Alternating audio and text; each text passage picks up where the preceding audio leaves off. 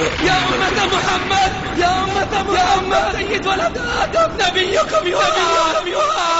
بسم الله. فالذود عن نبينا أغلى من كل شيء، هو مستقبلنا، هو حياتنا، وهو دنيانا، وهو آخرتنا. اليوم نعرف الصادق من الكاذب، نعرف الصادق من الكاذب. ما رأيناك يا حبيب القلوب ويا طبيبها، ولكن يعلم الله تشتاق الأنفس للقياك. محمد رسول الله،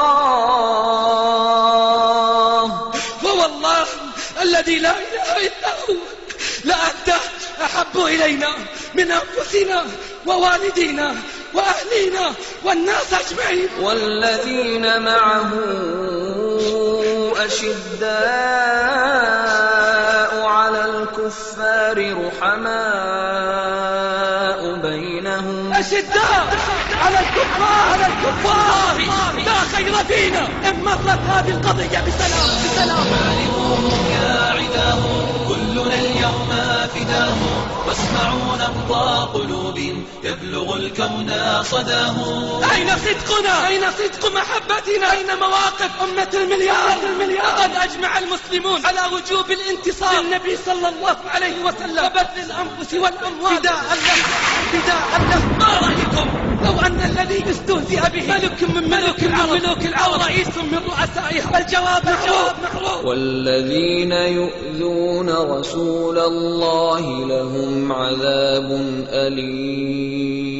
طعنونا بسيد ولد آدم في الذي لولا الله ثم لولاه ما اهتدينا ولا صمنا ولا صلينا. طعنونا في الذي وجدنا ضلالا فهدانا الله به. طعنونا في الذي وجدنا عائلين فأغنانا الله به. طعنونا في الذي وجدنا متناحرين فألف الله بين قلوبنا به. طعنونا في الذي أحب إلينا من أنفسنا ووالدينا وأهلينا وأموالنا والناس أجمعين. كانت الناس حيارى فاستبانوا بهداه، كانت الأفكار أسرى حررتهن يداه.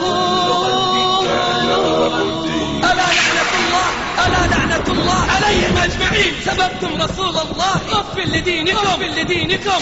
الأيام بيننا يا عباد الصليب شقا له، وسنرى من تكون له العاقبة من الذي يضل سعيه في الدنيا والآخرة. ويح قوم خاصموه كيف غابوا عن هداه، كيف نالوا من عزيز شاد مجدا وشداه.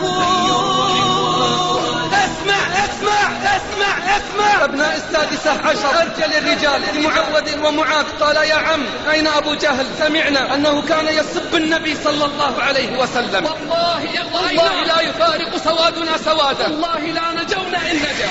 فانطلق إليه كالسهم أدى أرضه قتيلا ورجع للحبيب صلى الله عليه وسلم كل يقول أنا قتلت عدو الله. تسأل التاريخ ينبي كيف أبصرت نداه، بالغ البذل جميعا وانتهى